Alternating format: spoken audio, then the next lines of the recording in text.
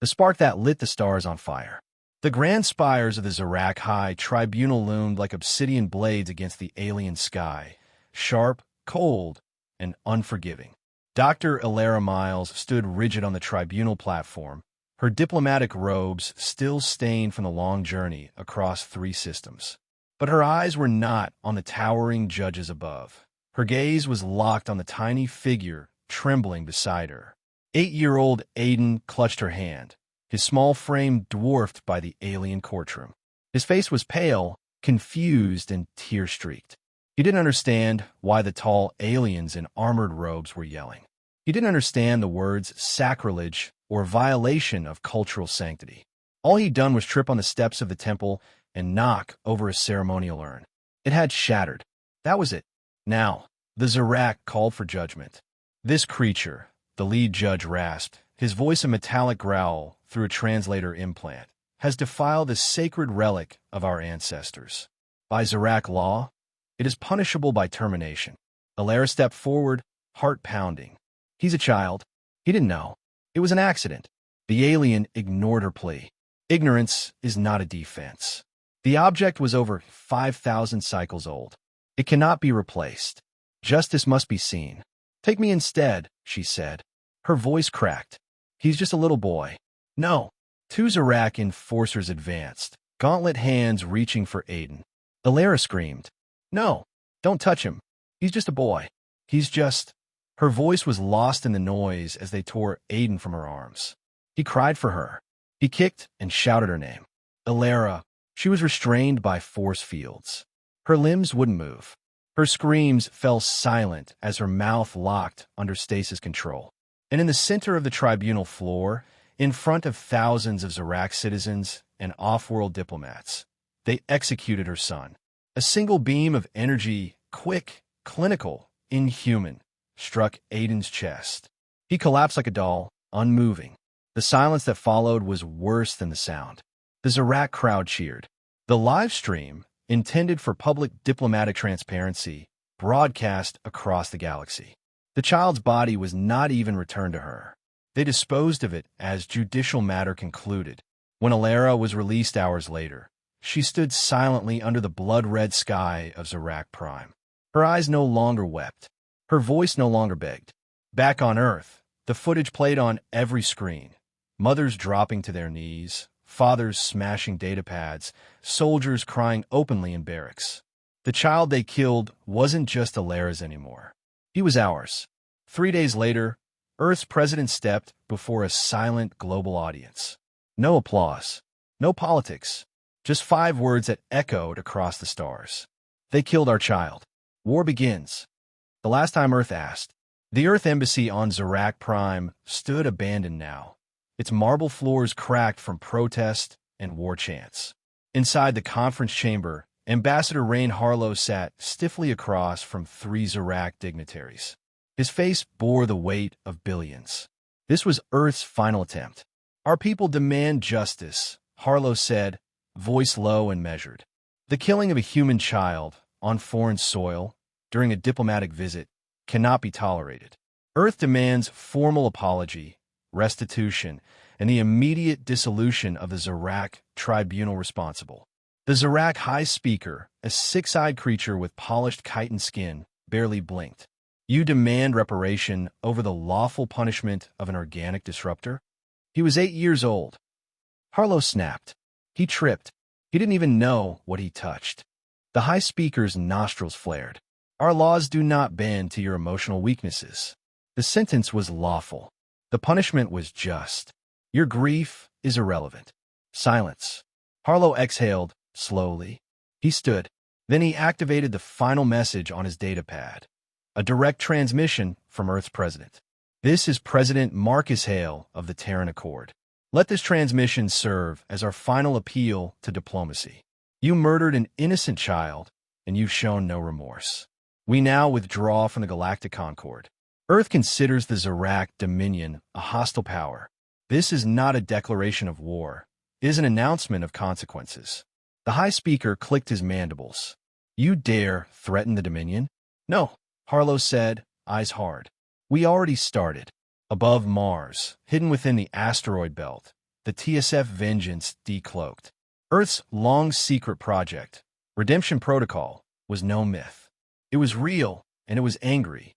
The Vengeance, a dreadnought-class warship the size of a city, powered its weapons systems and activated its quantum jump drive. Within hours, the first Terran strike teams hit Zarak listening posts across neutral space. No warning, no mercy. Black Ops human forces seized Zarak resource depots in the Orion Reach. EMP bombs detonated across Dominion-controlled moons, cutting comms and disrupting supply chains. Where Zarak banners once flew, human soldiers replaced them with a single image, a child's face, and the words, "Never again." In Geneva, President Hale stood before the World Assembly, now united under one banner, the Terran Accord. No more compromises. No more lectures about cultural understanding. They called our love for our children weakness. They called mercy inefficient. So we will show them something far older, far deeper, wrath. Back on Zarak Prime, the High Speaker watched encrypted feeds of burning outposts, crumbling satellite arrays, and panicked governors begging for reinforcement. He snarled, "Fools! They think grief makes them strong." But then a comms officer interrupted. "Sir, we've lost contact with every forward fleet along the human border. All of them. Gone." The High Speaker's mandibles clicked nervously. For the first time in centuries, the Zarak Dominion felt something they hadn't known in 1,000 years. Fear.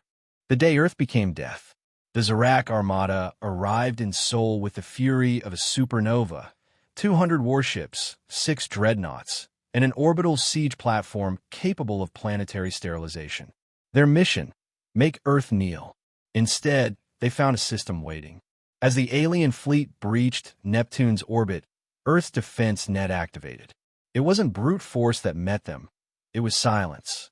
Total communication blackouts struck the Zarak command chain.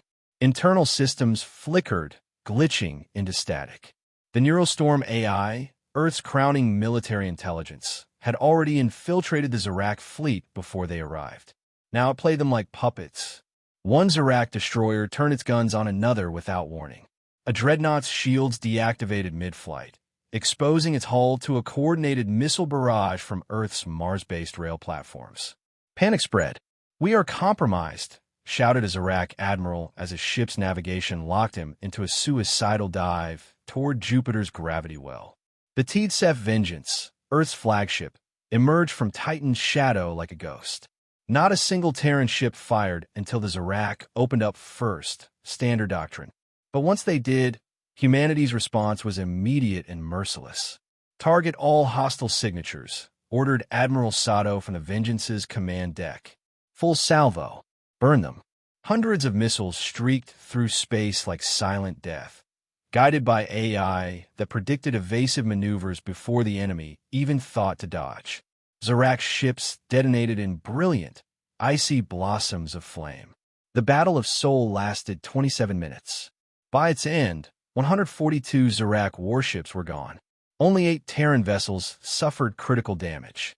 On Earth, the skies remained clear, cities untouched, civilians unharmed. But a new reality settled into the hearts of every human alive. We are not prey anymore. We are the storm. President Hale addressed the world as the last Zarak dreadnought broke apart in orbit, its remains falling into Venus's atmosphere. "We offered peace. We begged for justice. They answered with death. So now we answer with fire. This is not about conquest. This is not about revenge. This is about making sure no one ever again looks at a human child and sees anything less than sacred."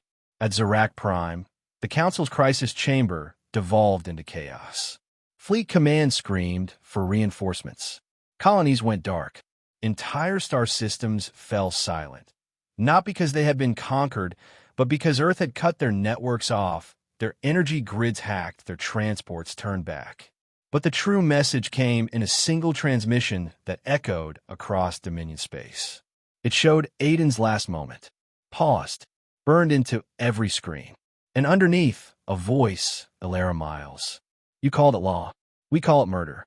And now, you will know what it means to lose something precious." At the end of the feed, a countdown appeared. Zarak Prime, you have 7 days. We are coming. When justice wears iron. Zarak Prime had never been invaded. Its orbit held ancient fortress rings, its planetary shields powered by twin fusion suns, and its ground armies numbered in the millions. None of it mattered. The Terran Armada arrived on the 7th day, not in formation, but everywhere at once.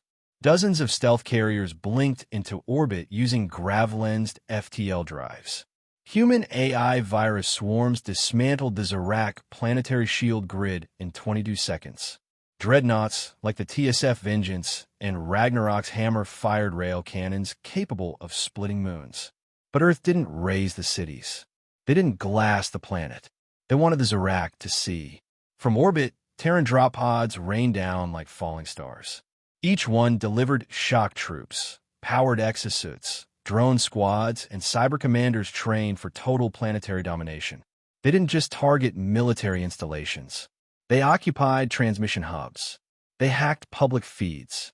They showed every Zarak citizen the footage of Aiden's execution on loop. And then came Alara. She stood in the heart of the Zarak capital, surrounded by armored Terran Marines. Her face, calm but unreadable, broadcast to the entire Dominion. I came to you once as a diplomat, she said. You murdered my son while I stood helpless. And the galaxy watched. Her voice hardened. You wanted the galaxy to fear your loss. Now they fear us. Behind her, the High Tribunal Tower burned. One of the Zarak counselors fell to his knees, pleading in front of her. Please, mercy. We surrender. Alara looked down at him, not with hatred, but with something colder. Finality. You had your mercy. He was 8 years old. Back in orbit, President Hale ordered the activation of Era's protocol, not as an attack, but as a message. A single rod of exotic matter launched from the Ragnarok's hammer, striking Zarak Prime's outer moon. It shattered, sending a wave of debris into the planet's upper atmosphere. The meaning was clear. Earth could have ended them. Instead, they chose restraint, controlled, absolute dominance. In the weeks that followed, the Zarak Dominion collapsed. Dozens of species broke away, seeking alliance with Earth. Old enemies asked for Terran ambassadors. Humanity didn't take slaves. They didn't colonize. They simply removed every trace of Zarak control and left behind one thing: a memorial. A statue of a small human boy, smiling. Beneath it, a plaque in 1,000 languages. Let this be the last child who dies for pride. In the Terran Accord archives, Alara stood in front of Aiden's preserved toy ship, the one he carried on that last diplomatic mission. She didn't cry. Not anymore. A Marine stepped beside her. Ma'am, Zarak remnant cells are requesting talks. They want to discuss peace terms. She nodded. Let them come. But this time, they speak to a world that remembers. Humanity had crossed the line from peaceful explorers to something else. Something stronger. Something feared. And the stars would never forget why.